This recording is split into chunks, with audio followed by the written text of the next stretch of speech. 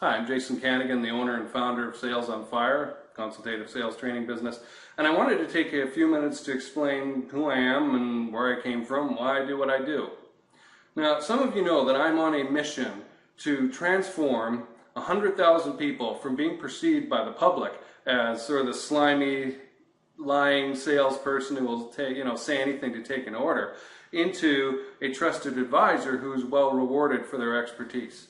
That's what I'm on a mission to do. But it didn't start out that way, and the question is, how did I get there? So I wanted to share a little bit about my background. I'm originally from Vancouver, British Columbia.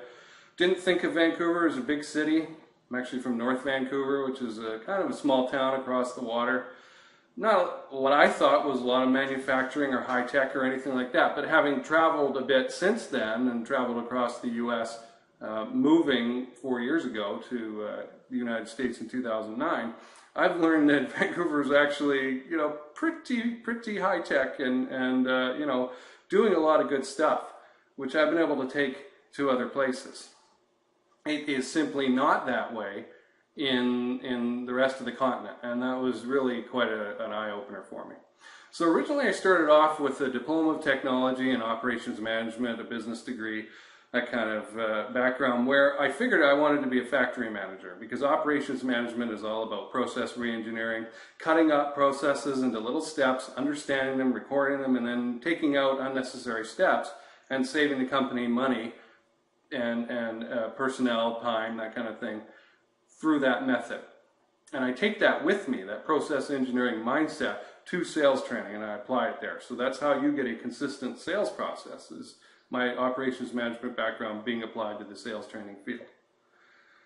Now, I was a plant manager when I was 25, and when I was 26, I had 150 people working for me and 6 supervisors reporting to me, and I discovered I hated it. It was like running this little mafia village, where everybody wanted to complain about their neighbor, that they got an extra 5 minutes break or something, and I just don't want anything to do with that. I want to work with individuals who are motivated, self-motivated, driven to be the best. If you're that kind of person, call me up.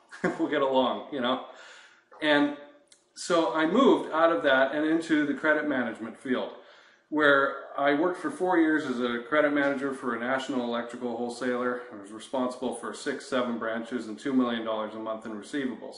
And I got to be good at it. I got very good at talking about this touchy subject called money, which is a skill. But I still didn't feel, I had the moral authority that I needed to make sales calls. You see, I could call somebody up, I could call you up and say, hey, you got these products on credit and now you owe us the money. I mean, you got something, right? But it's different when the roles kind of reversed and you're calling or reaching out to make a sale, right? Or to try and find out if somebody's a fit. And so what that led me to was getting some sales training and working for years on my own sales approach, and coming out the other side with this process, the Sales on Fire process, which puts you in the moral driver's seat. You are out there looking for the right fit. You're not wanting to get involved with anybody and everybody under the sun, because many people are just bad clients, okay? The bad prospects, bad clients. We don't want to get involved with everybody. And I know this flies in the face of traditional selling, where they want you to get everyone to sign up. You don't want everyone to sign up. A lot of people are terrible for your business. So you have to be careful who you let into the business.